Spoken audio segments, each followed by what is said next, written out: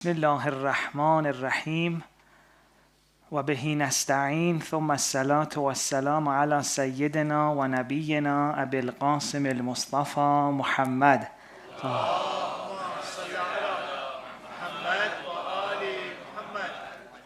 و علی آله الطیبین الطاهرین. Dear sisters and brothers, Assalamu alaikum. I hope that you are well, inshallah. And if not, I hope, inshallah, tonight you get some energy and feel better. As always, it's really a joy to see you. Honestly, you cannot imagine how happy it makes me to see you. I'm trying to look at everyone's faces. Very nice. Assalamu alaikum. Let's recite the salawat for our elders who are the blessing of the community. صل على محمد آل محمد وعجل فرجهم. Alhamdulillah. It's so nice, no, to be next to such lovely people. The discussion we've been having for the past few nights, inspired by Dua Abu Hamza Thumali of Imam Sajjad alayhi salam, Allahumma salli ala Muhammad, was that how can we grow in the way that an insan should? And the basic idea was that we said, okay, if you want to become great, you have to follow someone who is already very great at that field. We said, okay, in connection with God, Imam Sajjad is great, let's follow Imam Sajjad. We started the dua. Imam, the first thing he asked God was, God, I do not want to grow by going into life and learning from my mistakes. I don't want to learn from my actions. That was the discussion we had the past few nights. I don't want to go make a mistake and then realize, oh, I shouldn't have done that. I want first the knowledge to come to my heart of what is good, and then with that knowledge go in the world and act beautifully. And tonight we want to continue that discussion. Just also refreshing our mind, last night I said this idea that first knowledge should be in our heart, then action. This knowledge should have some qualities. Not any form of religious knowledge will make us a better person. This is something that, by the way, I thought maybe tonight it's a night that everyone among us needs to make a decision for themselves. Which style do they want to continue from tonight onwards? Do you want to take the lesson from Imam Sajjad alayhi salam and make a difference in your life? Or do you want to continue the way, for example, we've been doing things? It's up to you tonight. I will present two ideas and I will leave it to you to choose. And whatever I say, inshallah, I'll try to back it up by the dua of Imam Sajjad alayhi salam, verses of the Quran, whatever hadiths required, inshallah, we'll share that. This knowledge that can change our life, the Imam said, has to be in your heart. You remember we discussed it yesterday. Even if I say 1,000,000 times Allahu Akbar, but my heart doesn't feel that God is great, is that going to change me? Again, I'm just going to ask a question. You see for yourself, in your life, when that temptation was strong, or when that fear was strong, or when worry was strong, did you manage to overcome it, or were you losing your control? Again, no judgment, we're all in this together.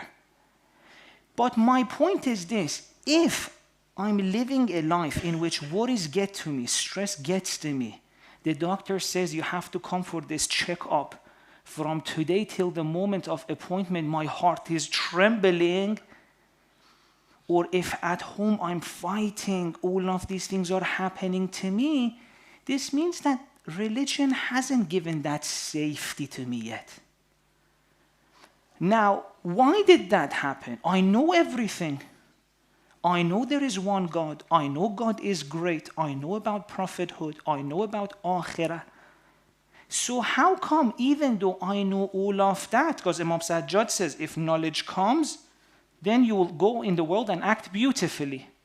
So how come all of this knowledge is there and I'm not that different when I look at my life and I look at the life of people who don't even believe in God? So Imam Sajjad alayhi salam said, the knowledge that can change your life is the knowledge that is insani, human knowledge.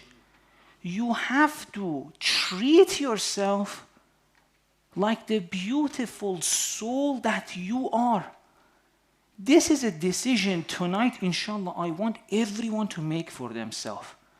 Do I want to treat myself and my children like an insan or like a parrot? And I'm not saying this is bad, that is good. I'm saying whatever you do, inshallah, with good intention, it's good, but which one is faster? Which one gets you to where you want to go quicker? Which one will guarantee a better life for you and your children? That's what we're trying to discuss. I'm not saying this is good, that is bad. We're trying to see what is the faster way. Hope we have Imam Sajjad for a reason to learn from him. So now, please recite the salawat.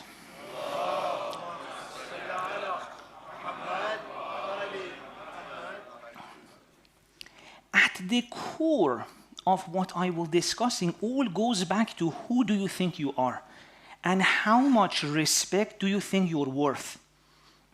It all goes back to this. Who do you think you are? How much do you think you matter to God? How much do you think you matter to Prophet? I want you to start thinking about this, by the way, as we're going on. And deep in your heart, when you think about God, how do you think God feels about you? You don't need to say it, just think about it. How important do you think you are to the Prophet? How important do you think you are to the Ahl Bayt? When you think about God, is your heart filled with excitement or worry? Is your heart filled with love or something else? Everything goes back to that. Why? Because see,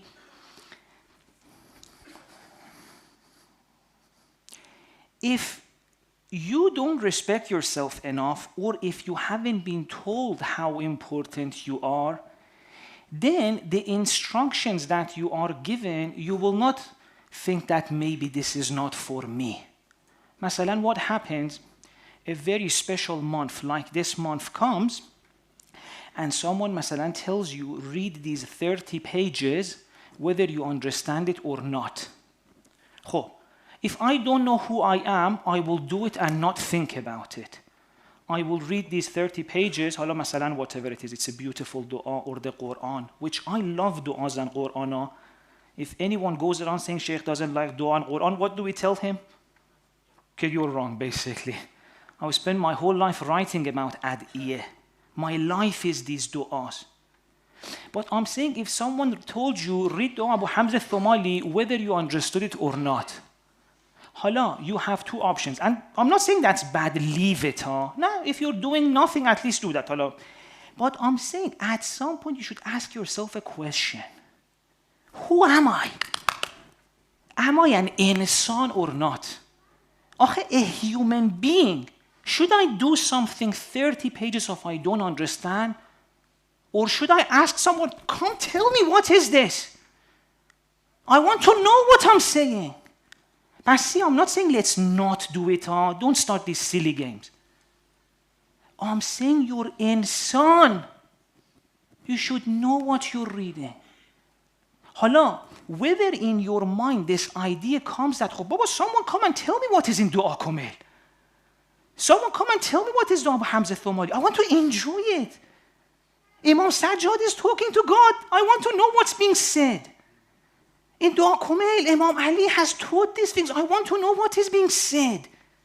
Whether this question becomes important for you or not depends on what you think of yourself. If you're told you're insan, you're important, you should understand what you're doing. You'll say, yes, I want to know. But if you're always told from your childhood, do, you start thinking, I'm a parrot. A parrot will repeat, I will repeat too. Do you see how deep the issue is? Who do I think I am? Am I an insan who should understand what he or she is doing? Or it doesn't matter, let me just follow. I'm a robot. This is the decision that we need to start making for ourselves. Do you want to continue life as a robot? Which I'm not saying it's a bad thing, or do you want to start finally that you are the most important creation of God? That Imam Sajjad in Dua Arafah says God directly communicates with you. Imam Hussein alayhi salam in Dua Arafah, he says God directly communicates with you. But when will you even understand or even accept that God communicates with me? When you take yourself seriously. And I have a feeling we haven't been told enough that we are capable of God talking to us. The words of Imam Sajjad, Ilahi alhimni al-khair. God, reveal to my own heart what is right and bad. To do good. Imam Hussein alayhi salam in Dua Arafah mentions 5 ways in which God communicates with us. وَأَوْجَبْتَ عَلَيَّ حُجَّتَكَ بِأَنْ أَلْهَمْتَنِي مَعْرِفَتَكَ. Dua Arafah Imam Hussein. So, please recite salawat.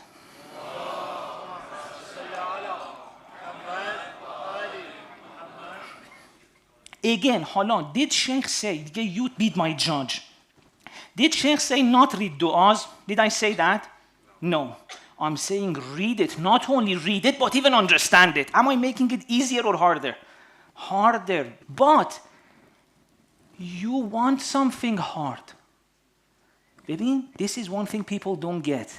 Imagine you're Lionel Messi and you're playing with 5-year-old children. Someone may say, oh, that's easy, it should be fun. But no, it's boring. There's no challenge in it. Messi wants to play in UCL. Isn't that true? When they give you an easy challenge, you get bored. Imagine Messi being forced to retire from all professional football for the rest of your life, play with 5-year-olds. Someone may say, oh, that's very easy. I would say that's the hardest thing in the world. It's so boring. Hala, I'm saying for you as an insan, with this amazing soul that God has given you, to sit yourself down for 5 hours to read something you don't know, it's so easy, which makes it so boring for you. Baby, to sit 5 hours down on a night, masalan, like the night of Qadr, and keep reading things which you don't understand, it's physically easy. You don't need to understand anything, you don't need to, think, you don't need to reflect. It's easy, but because it's easy, your soul is like, oh, I'm on 5 hours, what did I gain? It's easy, which makes your soul tired.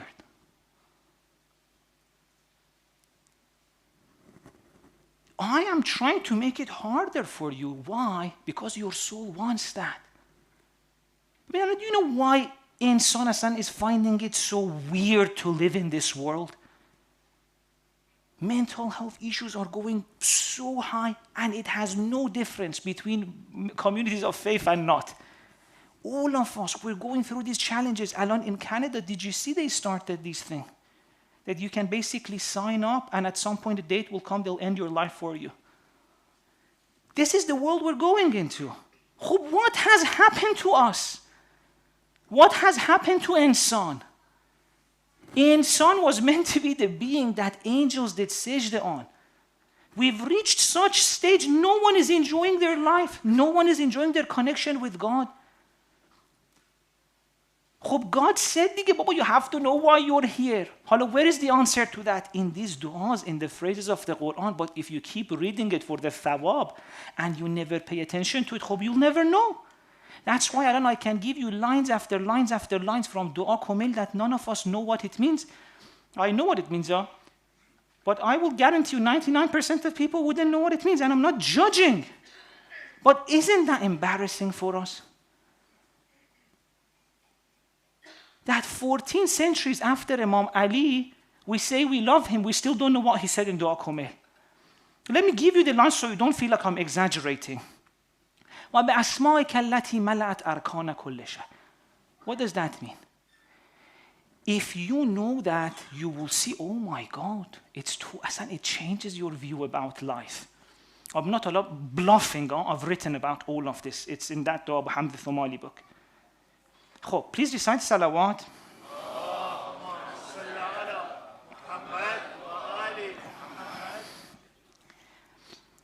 This insani way of growth which Imam Sajjad said in the Abu Hamza Thumali, Ilahi la tu'addibni bi'uqubatik. I don't want to learn from the consequences of my action. I don't want to go 20 years fail in a marriage to realize, oh, I should have been different. I want to enter this marriage beautifully. Don't you want that for your children from day one to be nice? Or do you want them to go through 2, 3 divorces to realize how to live? Which one do you want for your children? If you want this one, I'm saying, Baba, the prescription we're following, it's not getting us there. Is it getting us there? You tell me. What's the marriage situation in our communities? Imam Sajjad says there's another way. And for that way, I'm saying, I can't emphasize enough, it's so important who you think you are. Hala, let me tell you a little bit about what happened somehow along the way. ببین, Prophet, the Quran, the Ahl Bayt have so much respect for you.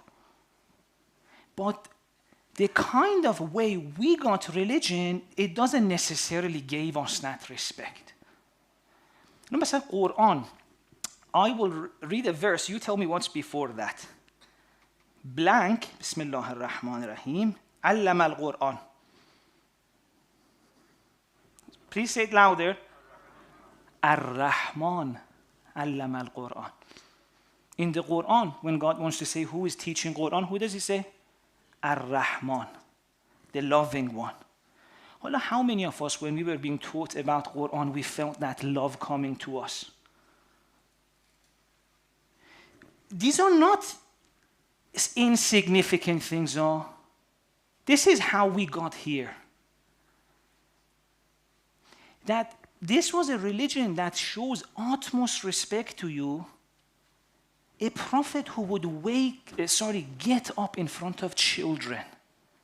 You must have heard all those stories. The prophet was going to the mosque, children were playing, prophet started playing with them, and he said, can I go? They said no, and all of that. You've heard these stories, how loving the prophet was to children.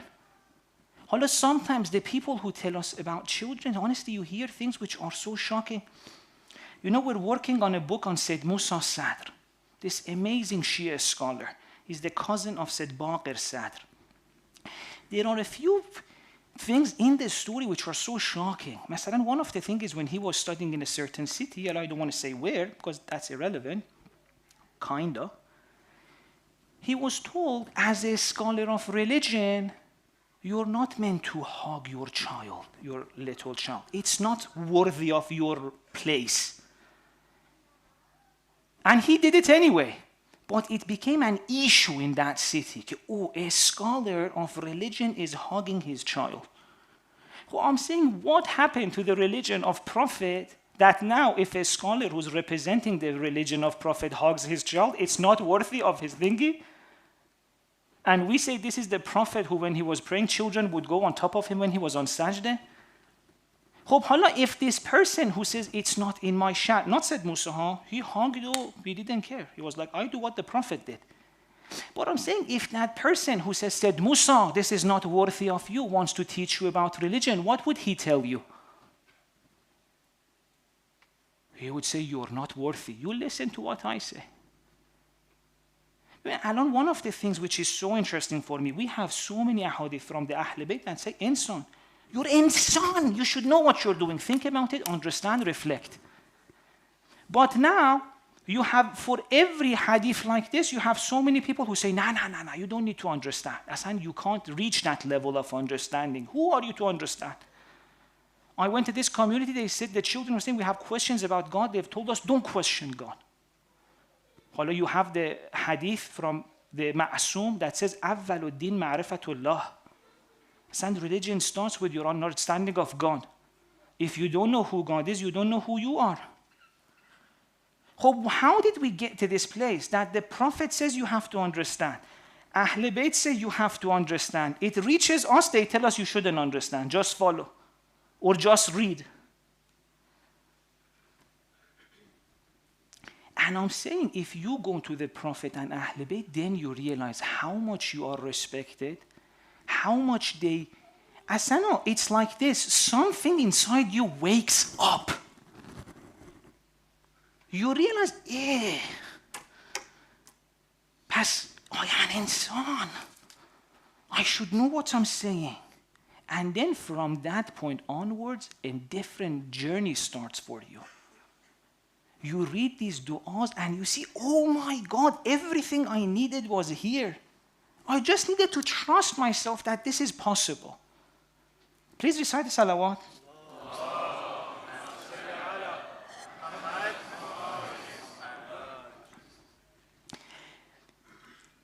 So then it's very interesting. Another thing which is interesting for me is some people say we don't have spirituality in Shia Islam. Spirituality is, some we don't have it in the Ahl Bayt. I'm saying, have you read one of the du'as of Ahl Bayt? They say we don't have God's love with Ahl Bayt. I'm saying, have you read any of the du'as of Ahl Bayt? Honestly, we had this issue a while ago. Someone was saying, don't speak about God too much. Sheikh Jawad's lecture is all about God. I'm like, Ahl Bayt's du'as are about what? My aunt? No, that's for Ahl Bayt. Honestly, imagine it's Jama'at prayer. It's Jama'at prayer. The Imam goes for ruku. What are we all meant to do? Go to ruku. Imam goes to sajda. What are we all meant to do? Go to sajda.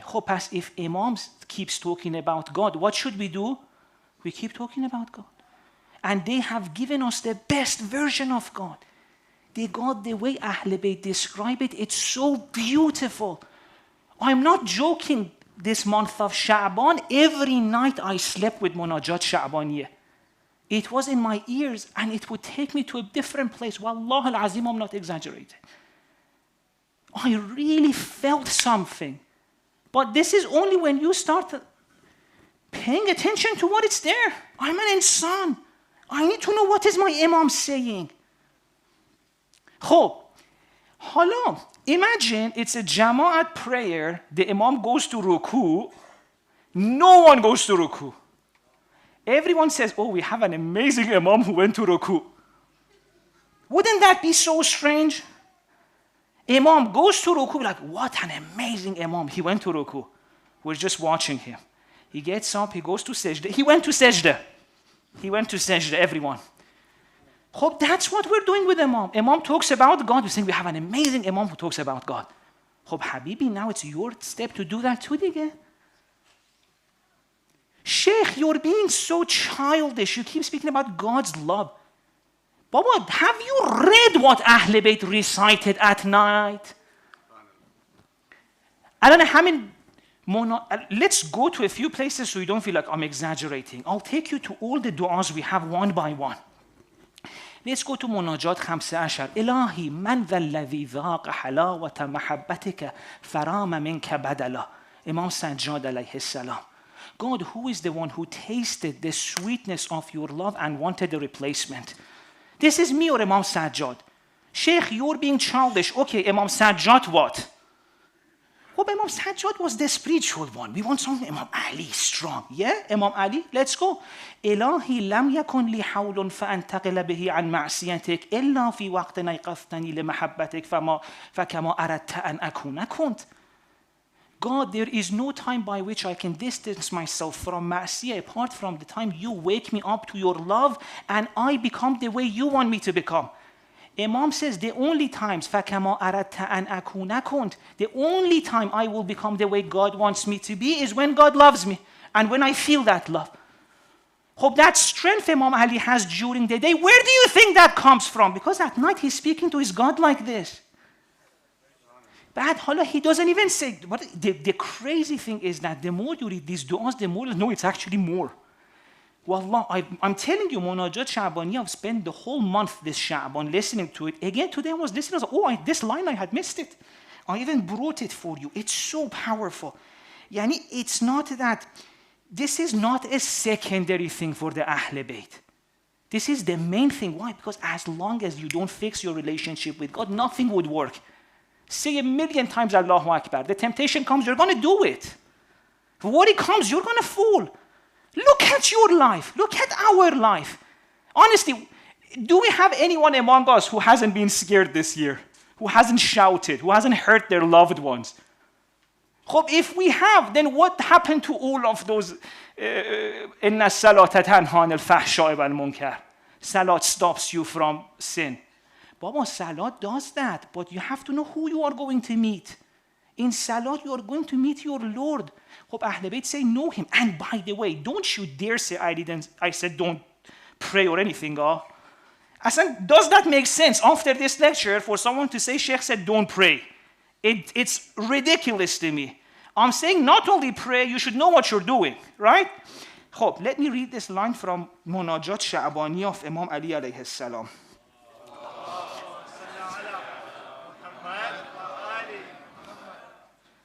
And then someone's going to say, talking about God's love, and he's so angry. It's not anger, it's passion. You know why it's passion? Because I know when God comes to your life, how much your life will change. Wallahi al-azim. إلهي أقمني في أهل ولايتك مقام من رجا زيادة في محبتك. Imam Ali Muhammad said, I don't even just want muhabbat, زيادة من محبتك. I want that extra amount of love. This is Imam Ali. Or in the other phrase of Munajat Sha'bani, he says, God, I want these veils of light between you and me to go away so that my soul is connected to Ma'adan al-Azama, to the source of greatness. And then they say, where's spirituality in the du'as of Ahl Bayt? Call it whatever you want. Call it dua, call it name. What is this thing that Imam Ali is talking about? He says, God, I want these veils to go away so that I can connect to the Ma'adan al-Azama, to the source of greatness. The person goes to Imam Ali and he says, have you seen your Lord? Imam says, Wailak, woe to you. You think I would worship a God I haven't seen? He says, I have seen my God, بحقيقة الإيمان. حالا, think about it this way. If Imam said, woe to you, how dare you think I worship a God I haven't seen? What does that say about our worship? Worshipping a God we haven't seen. Again, Sheikh said, stop worshipping. Grow up. I'm saying not only worship, but worship while seeing your Lord. Imam says, I do not worship a God I haven't seen. I have seen my God. Imam Hussein in Dua Arafa, these du'as of Ahl Bayt are gems. Once one of my scholars was saying she are like a very rich, spoiled kid. Why? Because we have been given so much gem. So much gem. Imagine if your father, Masalan, just gave you 10,000 pounds, you would be so careful spending that. But if your father left you with billions, you would waste it here and there. We've been given so much gem. Dua Kumil, Munajat Sha'bani. Asan, it's like we're not caring what we're doing. Every line in these du'as can transform a life. Masalan, Dua Arafah of Imam Hussein. Imam Hussein takes us through our whole journey in life. Why is this month? This is the month of Ramadan. We are all guests of Allah subhanahu wa ta'ala, Ar-Rahman. Isn't it weird we haven't seen the host? Honestly. Would you not be surprised if you went to someone's house, there was food, there was everything, and then you left and you never saw the host? At some point, you're like, it's strange, they invited us, where are they? Imam Hussein says, Ilahi mallazi yahjubuni ank. My host, you invited me. What's stopping me from seeing you? He's telling us, he's taking us on this journey. Mallazi yahjubuni ank. If you're the host, if you invited me, and if you said Ramadan is the month of Rahmah, I want to show you love, why can't I feel you? بعد in Dua Arafah, he keeps talking. He says, you do this, you do that, you do that. And then you reach a level where he says, عَمِيَتْ عَيْنٌ لَا تَرَاكَ. The eye that cannot see you is blind. Maybe this is the journey. Imam Hussein is saying early on in your journey, you don't see God, and you keep asking yourself, God, what is this thing that stops me from seeing you? I see this person, I see that person, I see everyone. I want to feel you, I want to see you. But slowly, slowly, you reach a place where you say, God, now all I see is you. عَمِيَتْ عَيْنٌ لَا تَرَاكَ. Asan, the eyes that do not see you are blind. إلهي ترددي في الآثار يوجب بعد المزار. God, I was so distracted by the signs of your creation, this person, that person. ترددي في الآثار. I was going around between all of your creation. يوجب بعد المزار, that it postponed me from coming to you and having that meeting with you. Yani these are the words of Ahl Bayt.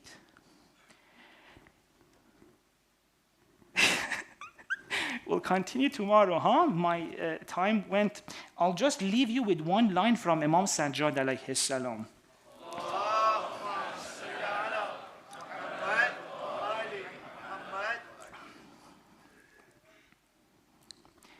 Imam says, وَالرُّؤْيَتُكَ حَاجَتِي.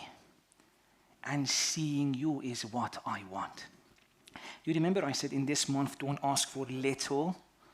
Imam Sajjad says, well, ask for little ones too, but ask for this thing to Imam Sajjad. If you want to know what Imam Sajjad asked, Imam Sajjad said, God, I want to meet you. رُؤْيَتُكَ. Seeing you is my haja. Because when that comes is finally when you will find peace. أَلَا بِذِكْرِ اللَّهِ تَطْمَئِنُّ الْقُلُوبُ. Let's end with the salawat.